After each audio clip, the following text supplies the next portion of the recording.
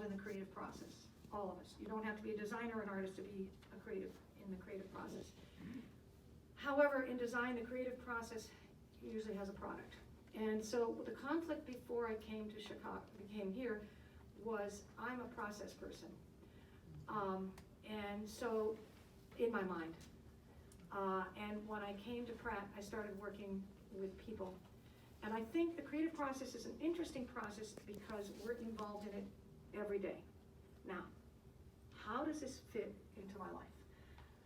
When I came here in 1978, literally to the Jung Institute, I started being involved in some of the classes. And I also started reading Jung. And as a matter of fact, I read all the collected works. And I had a conflict, and the conflict was, as a designer, I felt, now please, a lot of you raised your hand, that a lot of designers design for the product. They don't design for the depth of the product, especially corporate identity, especially branding. So they're designing for, you know, the product. It looks like the product, and we're selling. We got to sell the product. You've got to have an audience, and it was just so against my being.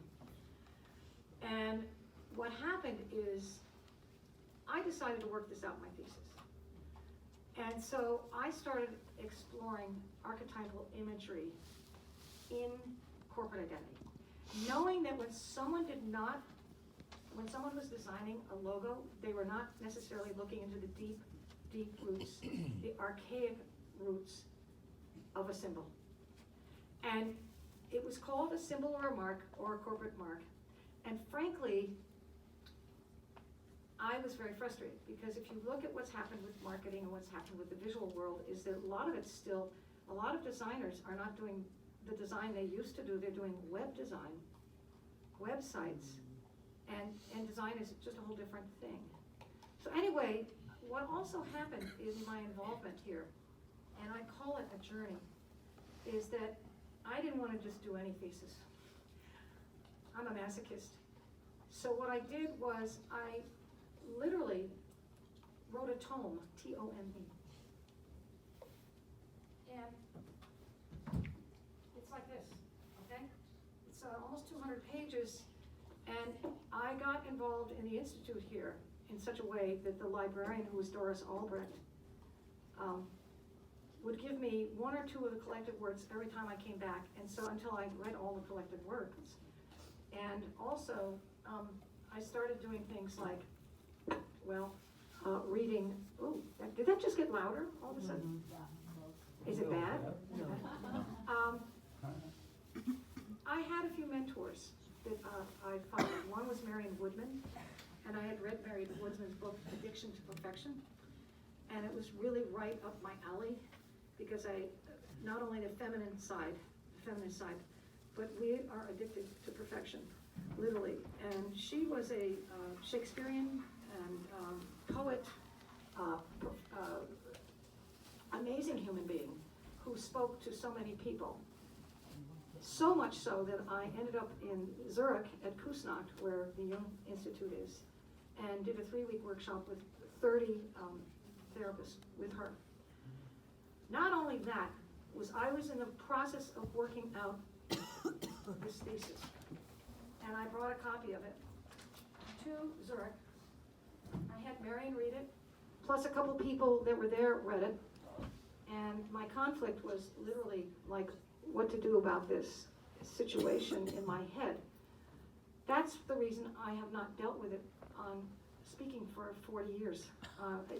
What has happened since 1985, when this was published, is that the library bound it, which was wonderful, and it can be taken out. I'm not doing a sell job at all. This is not a sell job for you to go look at it. But I also was teaching at Pratt, and I had finished my second degree. I had the art therapy degree, and I got the design degree. And they asked me to teach a psychology of visual perception course, as long, for me, as I could put Jung in there. So one of the topics was symbolism. And when I talk about symbols, I go right to the archetypal base. I have my students come here to the library and to Eris, so I thank Lorna and Heidi I thank Ami and Kako and Allison. And Allison has helped me. Oh, how'd that get up? That wasn't supposed to be on. Did I do something? No. Pretend you didn't see that. It doesn't matter. And so what I did was I had my students, this is the tip of the iceberg, I had them take a logo, a corporation, and they had to look at it 3 ways. 1, through the company itself. 2, through Rudolf Arnheim. Anybody know Rudolf Arnheim, who he is? That is the book I use for visual perception. And frankly, it's very, very helpful for all of us. And so they take the Arnheim, look at through it as through visual perception, then they look at it through the company, and they have to explore the company, find the creative process, who designed the logo, maybe have an interview if that person hasn't died yet, because some of these are old logos. And then they had to literally look at it through archetypal eyes, okay? Creative process. Did they know what archetypes were? No. And frankly, my idea was that when people are designing, for the most part, they're designing a sign. And when they design a sign, the sign is basically about what the company's about, what the product's about. I understand that part. But the consciousness is not there for the depth. So anyway, I've been doing that. They've been coming here for 35 years. And so I feel very touched that the doors have been open for me, and I appreciate it. Now, part of my journey, I just want to explain, because I'm trying to watch time, is that this thesis grew, and there's like four parts to it. And what I did was the first part literally is 55 pages long. It's about an overview, literally, of expression, creative impulse in relationship to the concepts of time, space, and consciousness, okay? So, does that sound good? Yeah. So I literally, now I have to say, the advisor I had at Pratt was the head of the design department. His name was Eitan Manassi. He was very well-known designer for Pentagram. If you are a designer, you would know Pentagram. And he, yeah, is that a hand up that you know it? I don't know, that's David, I don't care, you just, but anyway, the point is, Pentagram is a top design firm. And Eitan was reading my proposals and he said to me, and this was just made it feel that was right, he says, I want to share something with you. I've had an archetypal experience in my life. Now, most designers don't have archetypal experiences unless they've started reading and started dealing with either dreams or images or symbols. And so I went, wow, that was an affirmation. Anyway, so what I'm going to talk about, not only Jung, and what I have is the Mysterium Communitalis here, and archetypes, but I'm also going to talk about Jean Gebser.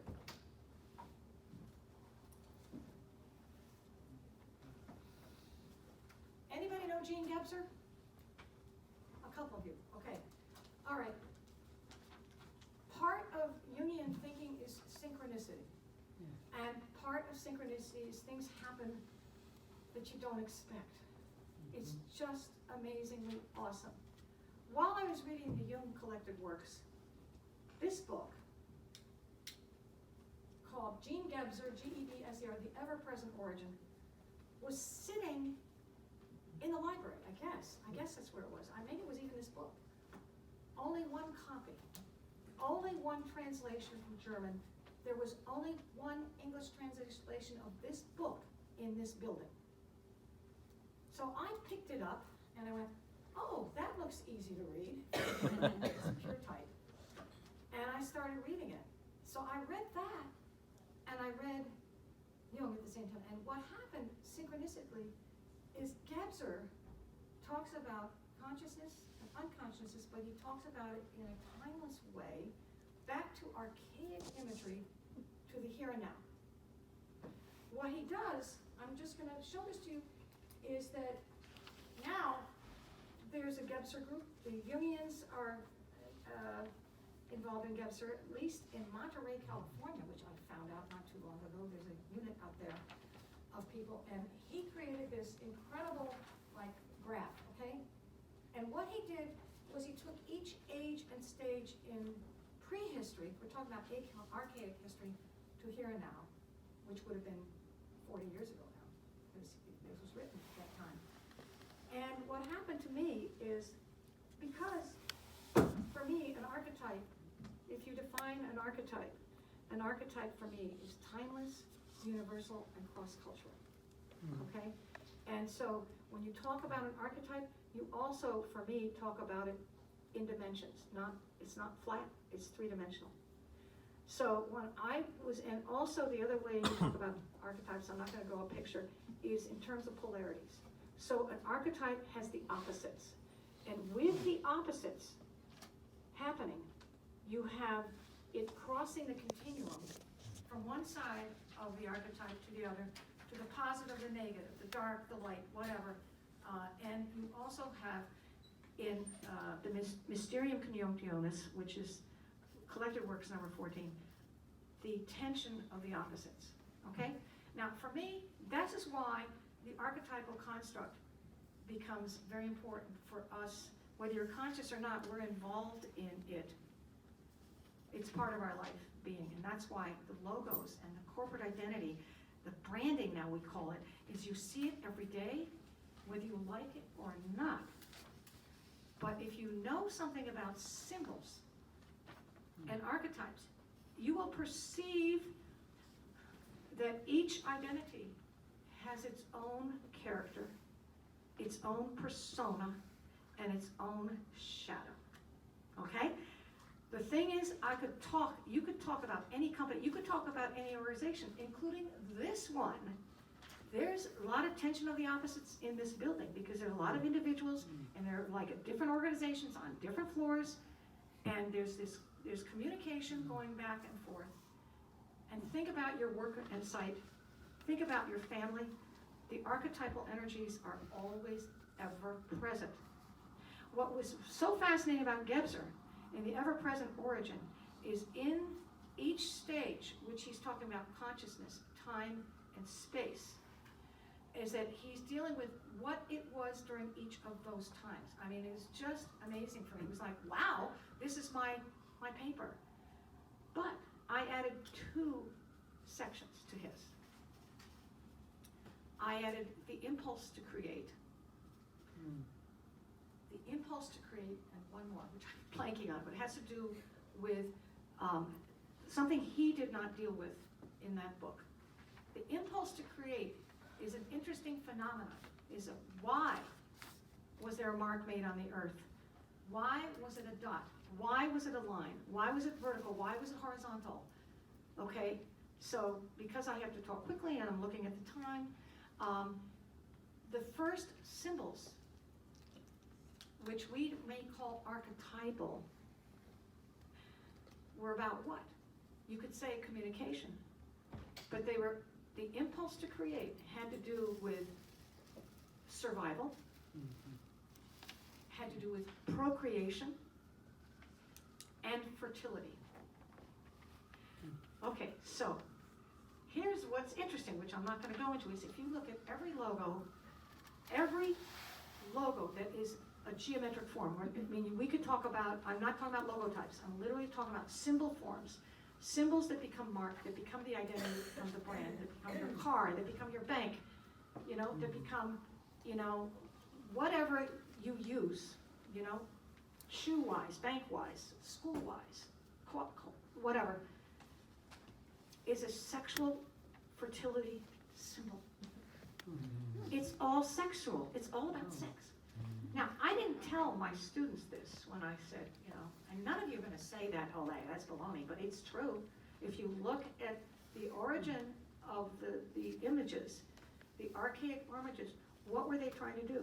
The hunters and gatherers trying to find food. They were trying to find a place to put their village, you know?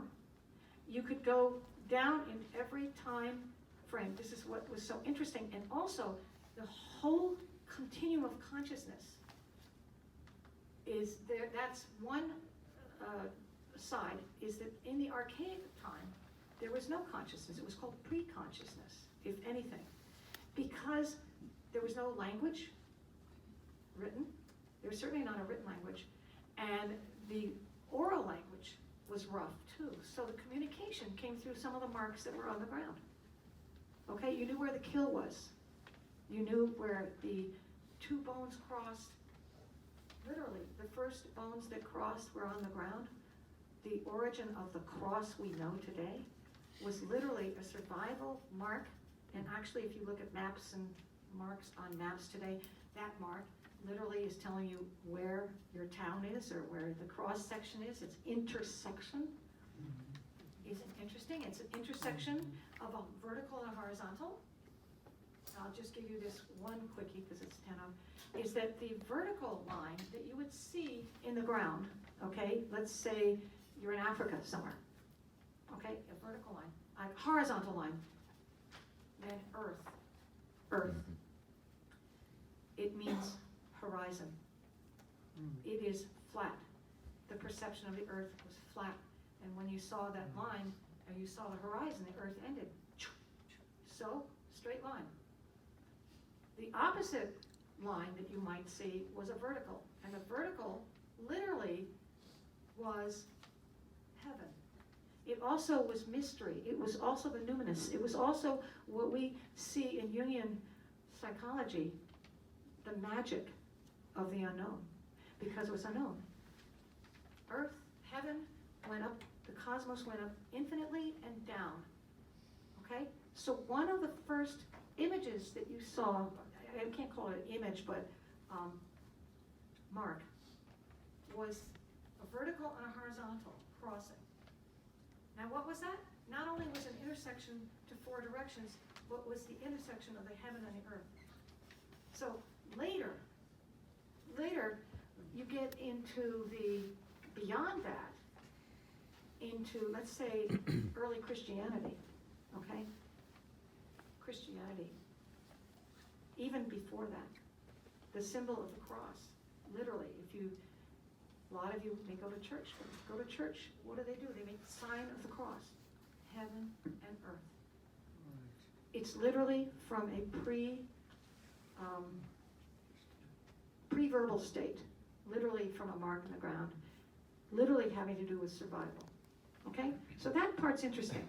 Now, what I want to do, because I'm looking at the time, is after I explored visually what visual perception of reality, consciousness, and time in those 55 pages, I'm nuts. I decided to take the same ages and explore the symbolic communication in each of those stages. So literally, in the second chapter, I go through the symbolic, what was the symbol language? What was the symbolic, what we would call symbol, might be in the archaic time, pre-symbol, but it was still a mark on the ground and still was a communication through time, okay? So then, the next part of that, literally, after I do visual expression through symbolism, I then do part 2, chapter 2, deeper levels of symbol, literally, is another whole section on, literally, on the construct of archetypes and logos. It's really where my paper was going to be stopped. I was just going to explore the fact that the creative process, when people create an idea, they're not really going into depth. They're creating the product. And you know these days the difference between a sign and a symbol. A sign tells you to eat at McDonald's. If you look at the McDonald's logo, it's a sign. When you see the McDonald's logo, sometimes, even I mention it, you start to salivate. Is that true? You get hungry for the French fries? I mean, really, when you see a sign, someone's driving a Mercedes, you go, oh wow, they're driving a Mercedes. What do you see? You will see a circle and a three-pointed star. Okay? You don't think what the star means, you think Mercedes. You think expensive, classic, German, perfect, this is what your head goes at, right? I could do that in this room and show you, which I will show you. Think about what the identity is throwing at you every day. Not just online, not just in advertising, but on your clothes. How many people are wearing Nikes? Nobody. Nobody's wearing Nikes. No, but it's really amazing. So anybody else wearing a brand name on their feet? Yes. What are you wearing? Oh, good. Adidas, oh, excuse them, what? Adidas. Anybody wearing Pumas? Are you saying Adidas or Adidas? You sure? Adidas. Adidas. Now that's an interesting logo because Adidas has two logos.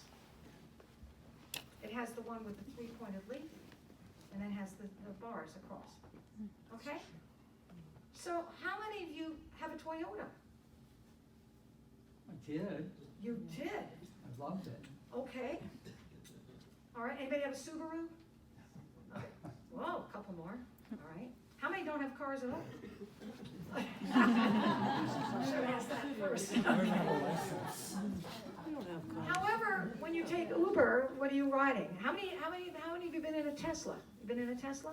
No. Tesla. You know what the logo looks like in a Tesla? Okay, well, I'm not gonna show it to you because I don't have it. Sometimes, well, they're actually, Uber has just claimed Tesla to use Tesla for their cars, okay?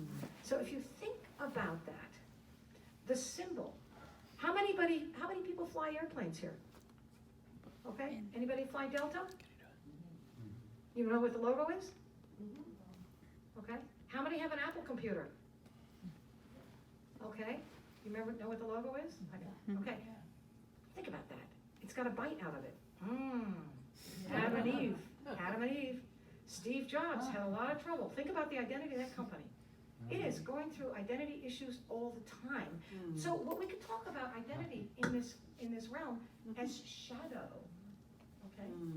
So that you've got in design these days, design is changed. Yeah, you might have a brand, but also what's going on is data and strategy stuff going on. It's not as visual. Think about the visual world. Vision is in your brain, and vision is in your psyche, and vision is in your memory. Okay? You walk into this room and you see someone you know. It's through your vision and something that you have brought into your memory zone. Okay? Okay. Jung, memories, dreams, and reflections. What do you think Jung was about? Memories, dreams, and reflections. What do you think those dreams are about? Memories, dreams, and reflections. You could be Freudian and deal with your id and your libido, but guess what? It's still about memories. It's about your past, your present, and your future. And it's really, really amazing because are we in control of that vision? Okay? Now, I'm not going to talk about politics, but guess what? Politics, if you think about the images that are projected into your psyche every day, politically, okay? Through religion. The symbol of the cross, the symbol of the Star of David, the symbols that we take through the different cultures are symbols, but they are archetypally based, okay? If you understand the archetype as a tension of the opposites, and understand it's a struggle to create the synthesis, to bring the synthesis of the tension, to bring it into the wholeness. And think about your own self. Okay, period. I'm going to stop there for a moment. Okay, part 3 literally is called archetypal construct and universal context. So what happened is I stopped dealing with just the logos because I realized archetypally that we are involved cross-culturally. And at that time, when I created that paper, that 200-page paper, it literally was about global communication around the globe. And so therefore, it was archetypal and universal, okay? And so I deal with that. And the last part is part 4, is called Resolutions for Survival. And in that, in that part, I deal with the creative impulse and my concern about the creative impulse in the world and my creative world, my interest in what's been developed in urban development and how impersonal things have gotten and how we're still numbers and objects and how we are very lucky. I've been reflecting on this for months now. How I'm going to say this is that we are lucky to have this building. We are lucky to have this building for us in here. This building is a jewel. There was a time when this building was up for sale, and I remember that. I mean, I've been involved here for a while, and I went, please, don't do that. This is a jewel, don't sell the jewel. They didn't sell it. All right, so there's a lot more I want to say, but I want to show you some images. I think that would be good. And I'm going to give you a couple of quotes here.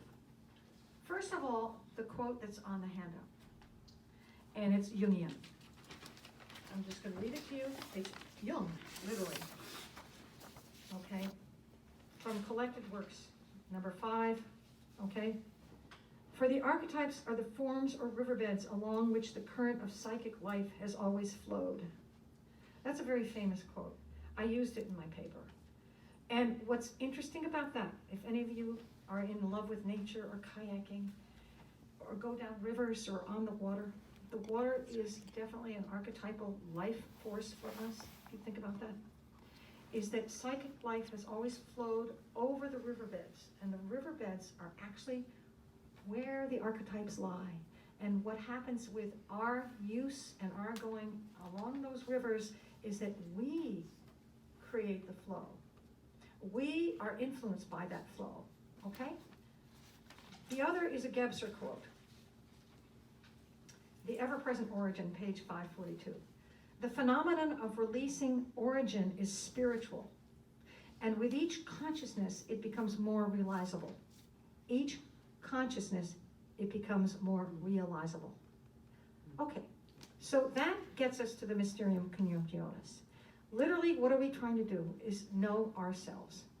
So if you think of your center as yourself, and you think of part of your self is consciousness and unconsciousness, the consciousness is a tiny spot, and the unconsciousness is the rest. And so what's interesting about Gebser is he looks at these stages in different levels of consciousness, because, hello, we get to the Renaissance, we get to Da Vinci, and we get to the Vitruvian Man and the Philosopher's Stone. And we get to geometry, and we get to science. And what happens when we get to geometry and science? We get to what? The 3 major forms that are marks on the ground: the circle, the square, and the triangle. The circle and the square and the triangle are in many cultures, okay? They are also the basis of the logos and the symbols that we see every day. If you think about logos, circles, squares, and triangles, this is literally what we're dealing with daily, okay? Because they are reduced to the simplest form. Everything's reducible to either a kind of a circle, a kind of a square, a kind of a triangle. Think about it, okay? Adidas, okay? Think about Delta Airlines. Think about Target, okay? Target is on target. They have really done really well, okay? If you think about it, it is fascinating. If you start to go, I'm wearing these shoes, or I'm driving in this car, you don't have to go back to the archaic prehistory stage, but to know that they're around forever, and it's fascinating, okay? Now, what am I going to do? I'm going to show you a few things here. I'm not going to tell you what they're about, but I want you to see, and I will tell you about some of it, not all of it, okay? This is the image on the program, okay? It's a circle, a square, and a triangle. It is also known the squared circle, an alchemical symbol from the 17th century, illustrating the interplay of the 4 elements of matter, symbolizing the Philosopher's Stone. Okay? Now, today, this could be a beautiful logo for some company, okay? It could be a beautiful logo, and you'll notice that that kind of happens sometimes.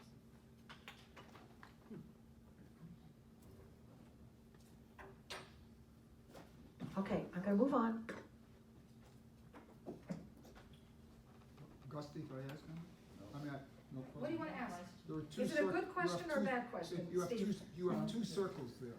Could you explain the difference between Hold on. Oh, the yes. one that's circled and the Well, one that's actually, surrounded? I can do that, but it goes back, hold on, sorry, this one. Right. It goes back to the Philosopher's Stone, and we will see that a little later, okay? And I will say, when you see the Philosopher's Stone, you see the drawing.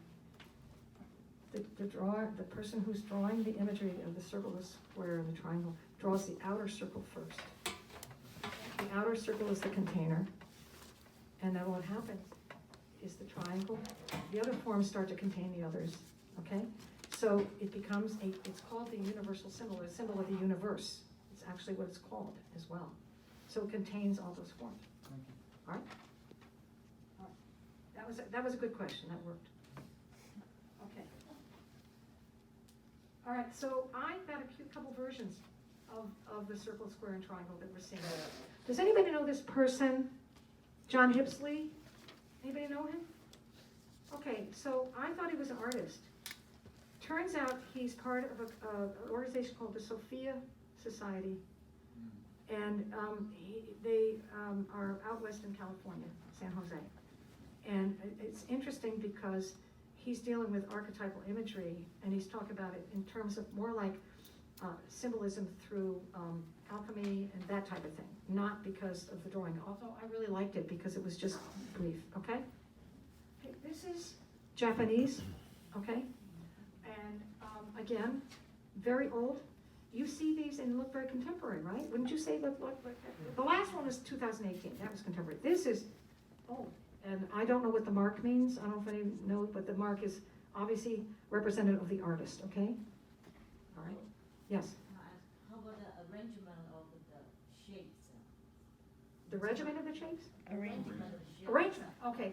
Does that mean I don't think so, because I've seen it cross-culturally in different places. I always think of circle, square, and triangle. That's how I say it. But, okay, I will say the other thing, there is probably some reasoning. You'll see that they change. But these are the three basic forms, but also, they're also the primary colors. We will see the red, the blue, and the yellow is how I do it. The primary colors are all the colors that reduce to its simplest reduction. You cannot mix a primary color. It's not a mix, okay? But what you can do is make secondaries, third, tertiaries, and everything out of them, you know, and it becomes the second level and the third level of color. So, hello, I'm not gonna deal with that archetypally, but it gets pretty deep when two colors match because it's a marriage. It's literally about sex, I told you. Told you, it's an interaction, and sex doesn't mean sex. It can be a relationship, okay? There's a relationship when two shapes become part of another shape. They relate to each other. So look at this one. You've probably seen this one. This is Buddhist, okay? But it also has a Japanese artist. It's famous, same guy. He's very famous, okay? All right, again, it's all back to the squaring of the circle, okay? Okay, I just took the geometric forms, put them together. Okay, now, here's the beginning. I'm gonna do circles right now. I'm gonna also read from my thesis, okay? I'm only gonna read, I'm certainly not gonna read a lot. There was a very famous Native American chief named Black Elk. Does that ring a bell? So there was a book that he wrote called Black Elk Speaks, okay? So I'm going to show this to you, my paper. The type comes out as a semicircle. It's all about circle. This is written by him. Everything the power of the world does is done in a circle. The sky is round, and I have heard the earth is round, like a bowl. And so are all the stars. The wind in its greatest power whirls. Birds make their nests in circles, for theirs is the same religion as ours. The sun comes forth and goes down again in a circle. The moon does the same, and both are round. Even the seasons form a great circle in their changing, and always come back again to where they were. That's the ever-present origin, okay? The life of a man is a circle from childhood to childhood. And so it is in everything where power moves. Hello? Power moves. Our teepees were round, like the nests of birds, and these were always set in a circle. The nation's hoop, a nest of many nests, where the Great Spirit meant for us to hatch our children. Now that was written, a couple hundred years ago. And the thing is that it's amazing, all right? So now I'm gonna just show you that you do not have to, unless you wanna do a cheer, like you're so proud you understand what this logo is. You don't have to make it interactive unless you're one of those designers that likes to interact, or artists, or one of those therapists that like to have a dialogue, We wanna hear from you. Okay. Okay, ready? Ready? Are you ready? Mm-hmm. These are all logos with circles. Mm-hmm. That goes way back. It's a petroglyph in the Southwest. It's literally a ritual for the passage into adolescence and growing up. Okay, I'm not gonna give you any more about that. I doubt anybody at Target knows that. Okay. Do you guys drink this stuff? Occasionally. Do you realize it's a drink when you're looking at that? Do you look at that symbol? It's a symbol. Of course, it's not just Diet Pepsi, it's Pepsi. And let me tell you, you take it for granted, okay? You see it on your, in advertising, you see it on the bottle you have, okay? All right. That's a very fat man with a big belly, you see it? That's a pictographic. But if you look at it as a yin-yang, the curve replicates a sigmoid, which is the curve in the middle of a yin-yang. You could really, and you could also talk about the color. We see, yeah, okay, red, white, and blue, we've got Republicans and Democrats drinking Pepsi. Okay, good. But that's not what I'm looking at. I'm looking at the fact that it's a circle, okay? Okay. Now, these have become universal, well-known symbols, okay? That's a bite out of an apple. But a BYTE is also a computer term, a byte. Yes. Okay? Think about that. Yeah. You think that was a conscious decision? Hello? Mm-hmm. You think, okay, so if you look literally at this Apple logo, as I said, the identity has gone through so much, okay? It used to have rainbow colors, Remember the rainbow colors? Now you can get a pink laptop if you want, And the apple shines through, okay? The apple is literally the loss of knowledge, right? The gaining of knowledge. Loss of innocence, sorry, got the wrong word. The loss of innocence, all right? Hello? And if you start thinking about the personalities that run the organization, there's another thing you can go with. It's amazing. You can start to really get off on this. Anybody have one of these? You know what it is? Mm-hmm. Mercedes. Okay, so you see a three-pointed star? I guess I'm gonna have to keep going fast. Three-pointed star, okay? Okay, a star has a lot of symbolism as a cosmic, eternal symbol, archetypal. A star is lit eternally unless it dies, okay? Passes out. If you look at the 3 points though, if you read about Mercedes, the 3 stars, the 3 sides of the points have to do with the fact that they make cars, boats, and airplanes, land, earth, and sea.